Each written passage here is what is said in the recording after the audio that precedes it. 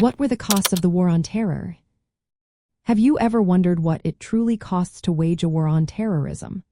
The war on terror, initiated by the United States after the September 11th attacks, has had staggering costs. These costs are not just financial but also deeply human. Understanding these costs helps us grasp the scale of the response to terrorism, especially figures like Osama bin Laden, who orchestrated those attacks. Let's start with the financial aspect. Over nearly 2 decades, the total estimated cost of the war on terror is around $8 trillion. This figure includes direct military spending, expenses from the Department of Defense, the State Department, and the Department of Homeland Security. It also covers veteran care costs and interest on borrowed funds used to finance the wars. Most of these expenses relate to operations in Afghanistan, Iraq, and various global counterterrorism efforts. When you look at the U.S. economy, defense spending during this period has sometimes consumed more than 40% of the gross domestic product. To put this in perspective, previous major conflicts, like World War II, cost about $4.1 trillion when adjusted for inflation. However, the war on terror's costs are higher because they spread over a much longer period, reflecting ongoing military and counterterrorism activities. Now, let's talk about the human costs. The death toll directly linked to the war on terror is estimated to be between 897,000 and 929,000 people. This includes U.S. military personnel, allied forces, opposition fighters, civilians, journalists, and humanitarian workers who lost their lives due to combat actions.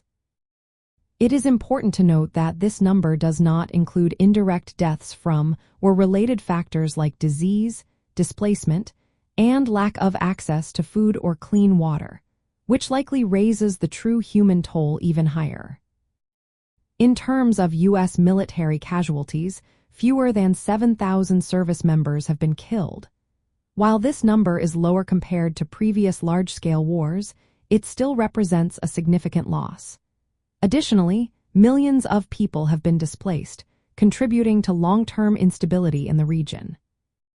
The war on terror has also changed legal processes. Military tribunals for terrorism suspects have been established, altering traditional judicial procedures.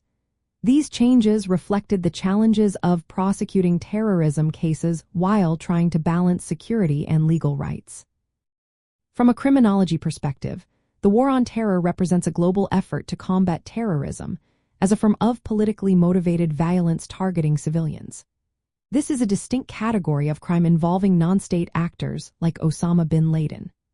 The extensive costs highlight the resources devoted to preventing and responding to such threats, as well as the complexities involved in addressing terrorism through military, legal, and humanitarian means.